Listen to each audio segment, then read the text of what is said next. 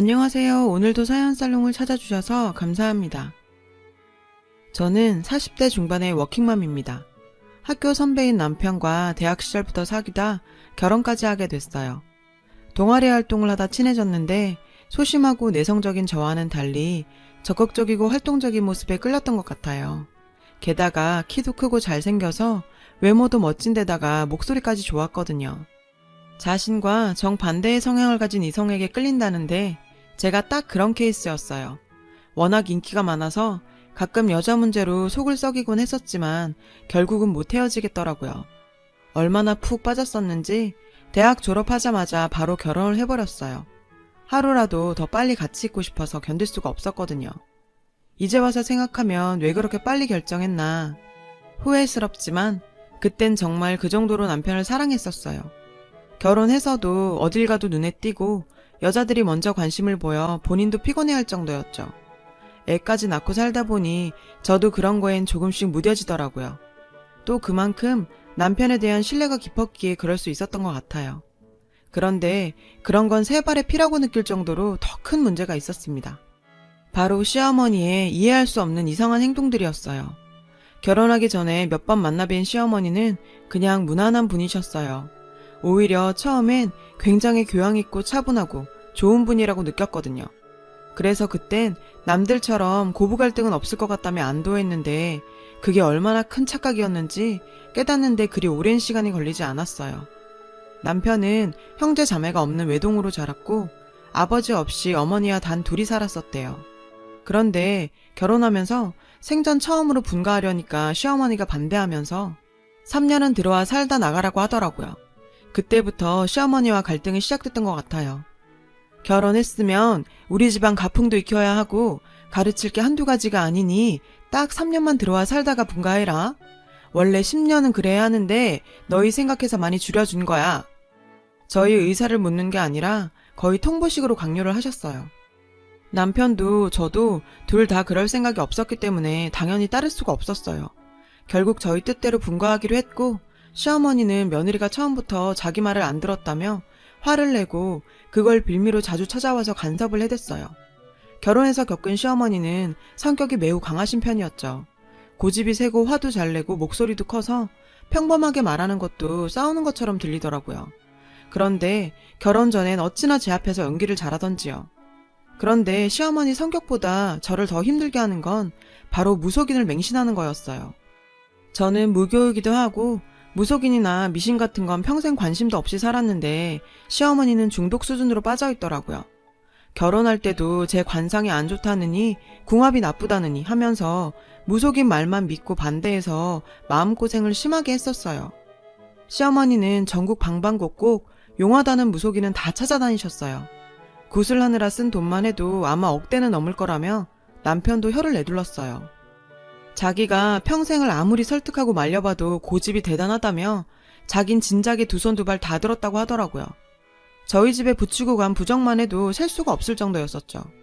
그리고 저희는 결혼하고 몇 년은 아이 낳을 생각이 없었어요. 바로 아이를 가져야 한다며 전화로 매일 아이 타령을 해댔고 제가 입는 옷이며 가는 장소와 만나는 사람까지 다 알고 싶어 했어요. 빨간색 옷은 입지 말아라. 동쪽으로 다니지 말아라. 해산물은 먹지 말아라.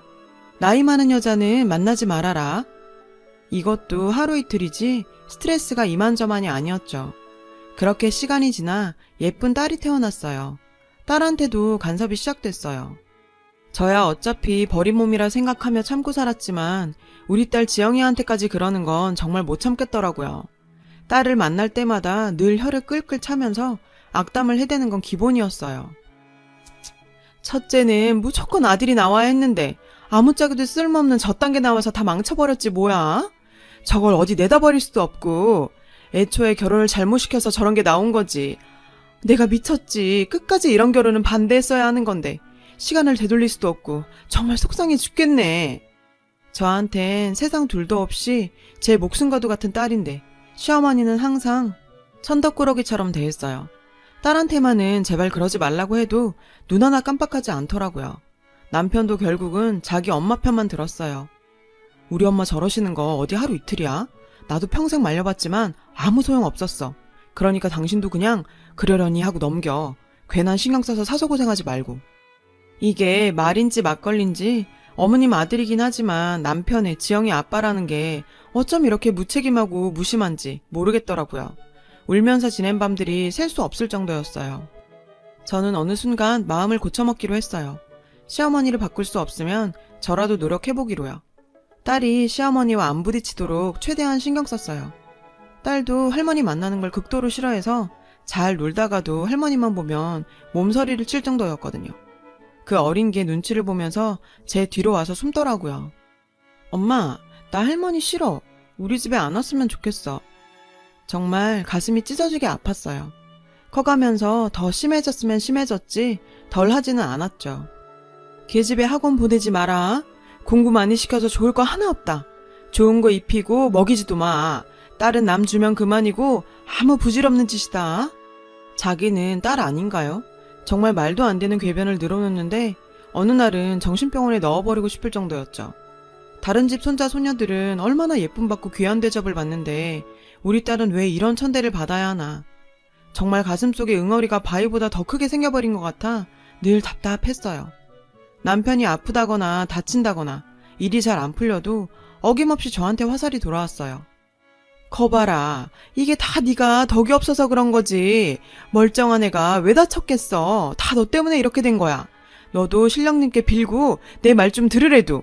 사람 말을 귓등으로도 안 들으니 이 꼬라진 거야. 네가 내 아들 앞길 다 망치고 있는 거라고. 평소에 자기가 다니는 법당이나 점집에 안 따라 나섰더니 꼭 이런 식으로 말도 안 되는 원망을 쏟아냈어요. 남편이라도 제 마음을 알아주면 좋겠지만 일만으로도 머리 아프다며 이젠 아예 말도 못 꺼내게 했죠. 알고 보니 몰래 여자도 만나고 다니더라고요. 심증도 있고 물증도 있었지만 우리 딸 성인 될 때까지만, 아니 결혼시킬 때까지만 버티자 하는 생각을 하고 참았어요. 결정적일 때 터뜨리려고 증거는 잘 모아두었고요. 시어머니 일만으로도 버티기 힘든데 남편 일까지 신경 쓰려니 이렇게 버티는 제가 미치거나 자살하거나 극단적인 생각까지 할 것 같아서 너무 두렵기도 했어요. 그땐 어떻게든지 참고 견뎌서 딸한테만은 상처 주지 말자는 생각만 했었던 것 같아요. 좀 더 빨리 그 지옥에서 벗어났어야 했는데 그땐 버티는 게 최선이라 생각했네요. 어느 날 시어머니는 또 말도 안 되는 일을 벌이기 시작했어요. 무속인이 아들 셋을 더 낳아야 잘 풀린다고 아들을 셋이나 더 낳아야 한다고 하더라고요. 남편 놈은 바람피고 밖으로만 돌면서 집안이란 관심도 없는데 시어머니란 사람은 그것도 모르고 아들을 셋이나 낳으라고 하니 정말 기가 막혔어요. 어디서 출처도 없는 이상한 걸 먹으라고 하고 안방에 부적을 덕지덕지 붙이고 이불이랑 베개 안에도 부적을 집어넣었어요. 가구며 살림살이에도 손대고 자기 집안인 양 다 헤집어 놓기도 했어요. 시어머니라고 해서 이럴 권리가 있는 건지 정말 해도 해도 너무하더라고요. 더 이상 못 참겠다 싶어서 따져 물었어요. 어머님, 저희는 지영이 하나로 좋게요. 더 이상 아이 낳을 생각 없다고요. 아범도 같은 생각이에요. 그러니까 더 이상 이렇게 막무가내로 강요하지 마세요. 불쑥 연락도 없이 찾아오지도 마시고요. 뭐라고? 네가 기어코 우리 집안 대를 끊을 셈이야? 그깟 계집애 하나 낳은 주제에 뭐가 어째? 다시 애를 안 낳아? 맨날 우리 아들이 벌어다 준 돈이나 써대면서 편하게 사는 년이 할 줄 아는 게 뭐야? 아들도 하나 떡하니 못 낳고 괘씸한 년, 이 배은망덕한 년! 욕 듣는 거야 신혼 초부터 일상 다반사였기 때문에 놀라울 것도 없었어요.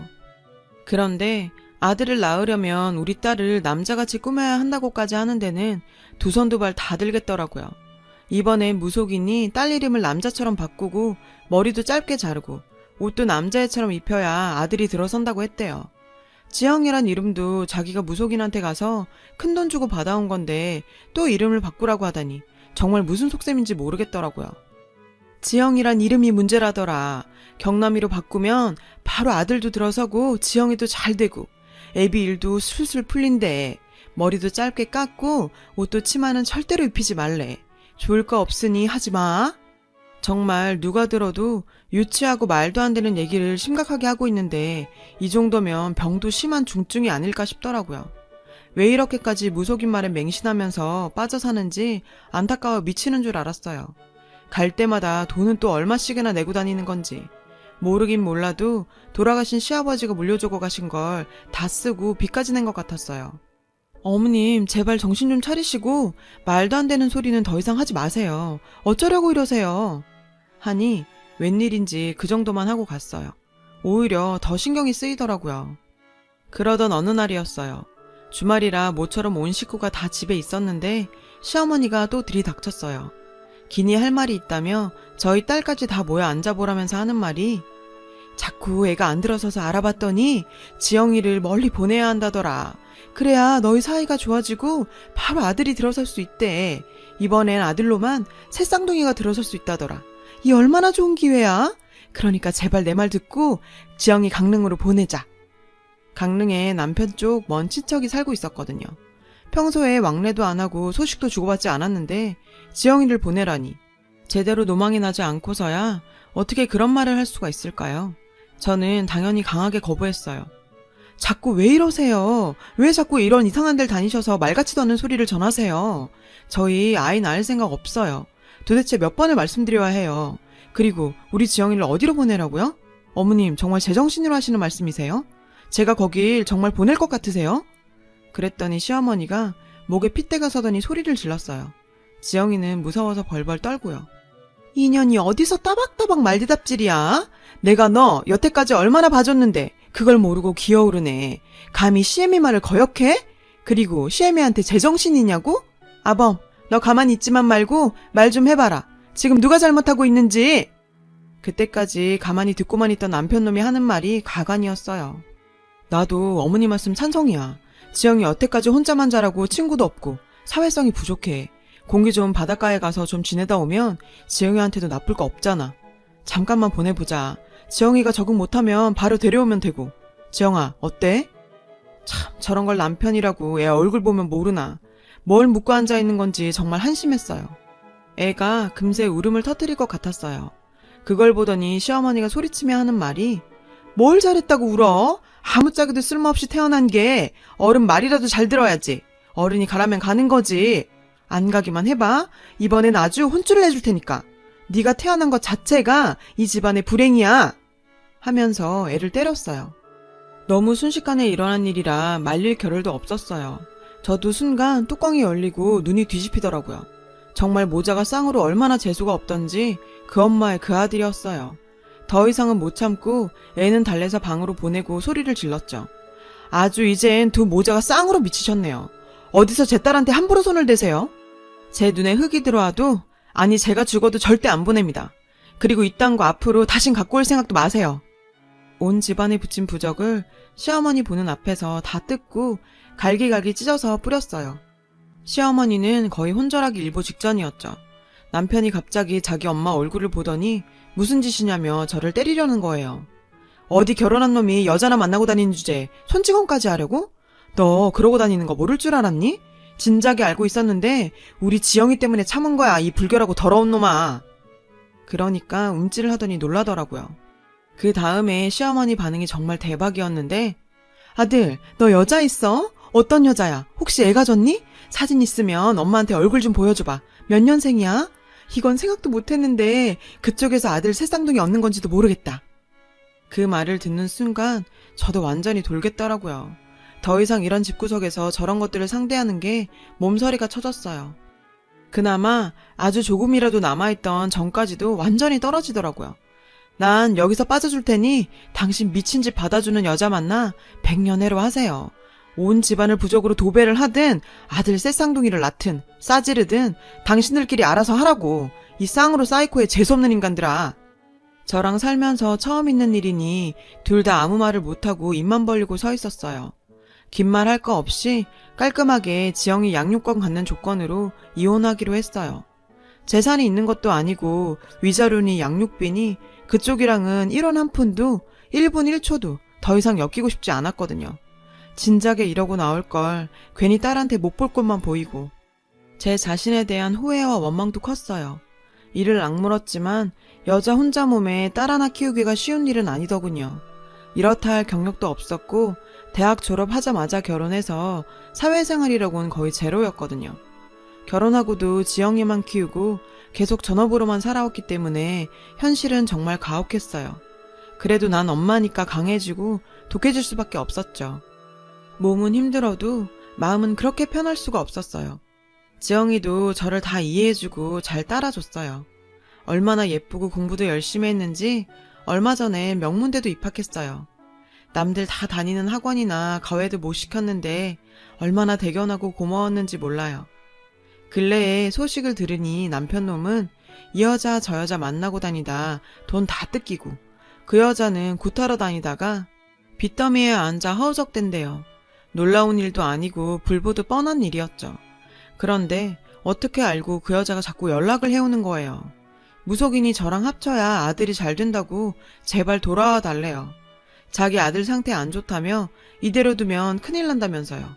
그딴 게 나랑 무슨 상관이냐고 물었죠. 이번엔 손녀가 복덩이라며 잘 키워야 한다고 했대요. 어디서 들었는지 명문대 들어간 것도 알더라고요. 그러면서 내 손녀가 그럴 줄 알았다나? 참나, 어디서 함부로 지 손녀라는 말을 올리는 건지, 자기가 한 짓은 벌써 다 잊은 건지, 치매가 온 건지 정신 나간 놓친네 이런 욕이 절로 나오더라고요. 직접 찾아오겠다고도 했는데 찾아만 와봐요. 오는 날엔 소금 뿌려 쫓아버릴 테니까. 다신 생판 남한테 이런 연락하지 말라며 차단해버렸죠. 지금도 저 혼자 아이를 키운다는 게 쉽지는 않지만 그래도 우리 지영이를 생각하면 힘이 나고 든든합니다. 앞으로 그딴 인간들과의 일은 싹 잊고 우리 딸 이쁘게 살길 바라며 행복한 미래만 꿈꾸고 살려고요. 다 털어놓고 나니 먹먹했던 마음이 차분해지는 것 같습니다. 여러분도 행복하시길 바랍니다. 여러분, 사연 댓글에 응원과 현명한 조언 부탁드려요. 좋아요와 구독은 저에게 큰 힘이 됩니다. 오늘도 좋은 일 가득하세요.